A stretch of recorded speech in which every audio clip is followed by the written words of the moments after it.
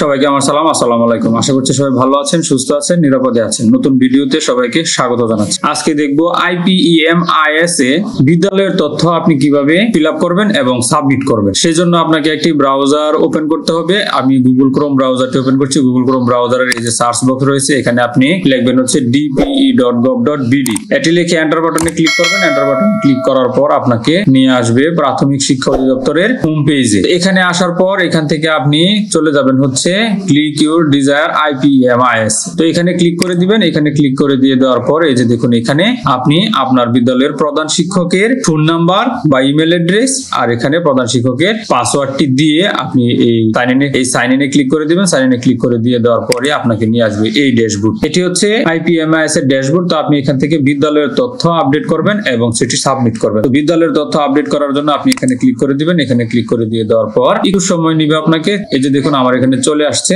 এখানে দেখুন মোট 14টি মেনু বার রয়েছে। 14টি আপনি এখান থেকে আপডেট করবেন। তো সেই জন্য এখানে দেখুন মৌলিক তথ্য রয়েছে। মৌলিক তথ্য আমার 13টি ফিল আপ আছে। একাডেমিক তথ্য রয়েছে। তো মৌলিক তথ্যে ক্লিক করবেন। মৌলিক তথ্যে ক্লিক করার পর আপনার এখানে নিয়ে আসবে। আপনার এখান থেকে যেটুকু আপনার সংশোধন করা দরকার, পরিবর্তন করা দরকার, দেখুন মডেল বিদ্যালয় কিনা না, বিদ্যালয় প্রতিষ্ঠার সন, গেজেট নম্বর এবং গেজেট প্রকাশের তারিখ, এগুলো সবকিছু এখানে রয়েছে। তো আপনার বিদ্যালয়ের শ্রেণী সমূহ এখান থেকে আপনি প্রাক থেকে পঞ্চম শ্রেণী, যদি আপনার ষষ্ঠ, সপ্তম এবং অষ্টম থাকে তো সেটা আপনি সিলেক্ট করে দিবেন। পাঠদানের মাধ্যম বাংলা মিডিয়াম আমাদেরটা, তাই আমরা বাংলা মিডিয়াম এখানে দিয়ে দিব। একাডেমিক কার্যক্রম চালু আছে।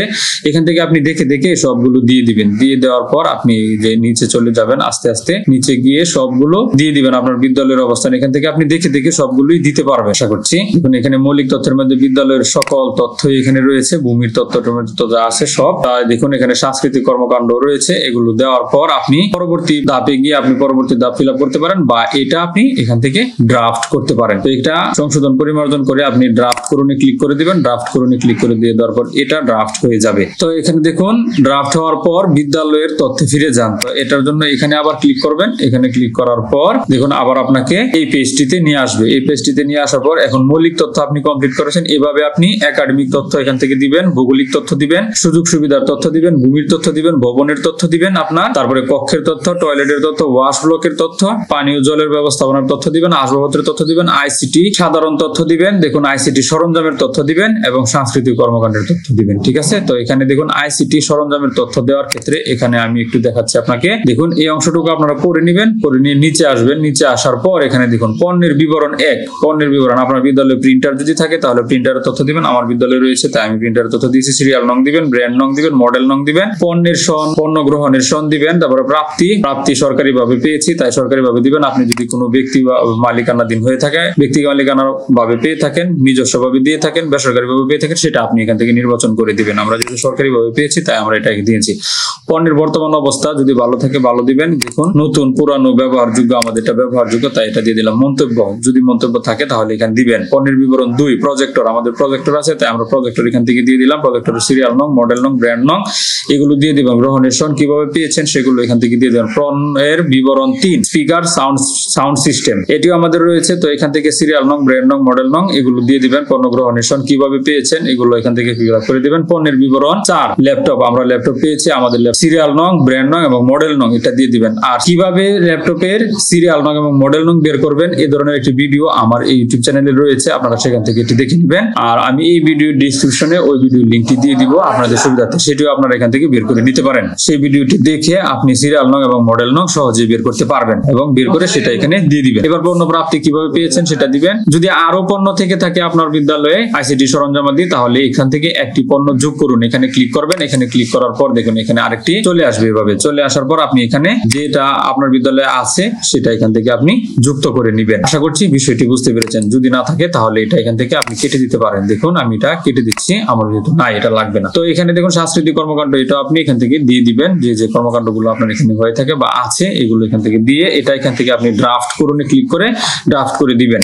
ড্রাফট করে দিলাম। আমি ড্রাফট করে দিয়ে দেওয়ার পর দেখুন এটা ড্রাফট হয়ে গেল। এবার বিদ্যালয়ের তথ্যে আবার ফিরে যাওয়ার জন্য আমি এখানে ক্লিক করব। তো বিদ্যালয়ের তথ্যে এবার ফিরে আসলাম। ফিরে আসার পর আপনি এখান থেকে আবার আপনার যে এই মেনু বারগুলি রয়েছে এগুলো আপনি আবার দেখতে পারবেন। তো এখান থেকে আমি আশা করছি আপনারা এখান থেকে সবগুলো মেনু বারই অলরেডি সম্পন্ন করে ফেলেছেন। আর যদি না করেন তাহলে এখানে পরিবর্তন করে বা সংযোজন করে আপনি সবগুলো তথ্য সুন্দরভাবে ফিল আপ করতে পারবেন। ফিল আপ করার পর এবার সাবমিট করার জন্য আপনাকে যেতে হবে এই পরবর্তী ধাপে। আমি এখন সাবমিট করে দিব, তাই আমি পরবর্তী ধাপে ক্লিক করলাম। পরবর্তী ধাপে ক্লিক করার পর আপনাকে এখানে নিয়ে আসবে। সাবমিট করার পূর্বে তথ্যগুলো সঠিক কিনা যাচাই করে দেখুন। তো এখানে আপনি যাচাই করে দেখতে পারবেন। আবার দেখুন এখানে 13টা থেকে 13টা এভাবে আপনি দেখতে পারবেন। দেখে একবারে নিচে চলে আসবেন। এভাবে দেখে